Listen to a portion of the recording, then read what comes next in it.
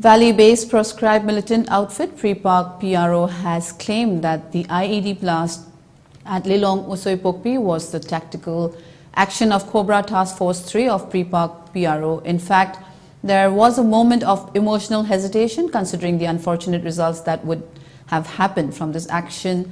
Assistant Publicity Secretary Prepak PRO T.H. Shingjawa in a press statement said that the outfit also felt the sadness and grief of the families while beholding the lifeless body and injured personnel of IOF. Such predictable unfortunate outcomes compelled them to curb their abilities in the past. The statement also said that the outfit is even more distressed as this unwanted destiny had fallen to two of their WESEA's people. Indian leaders sometimes purposely appreciated the bravery and courage of our forefathers, but they never explained the root cause of the burning so-called insurgency issue.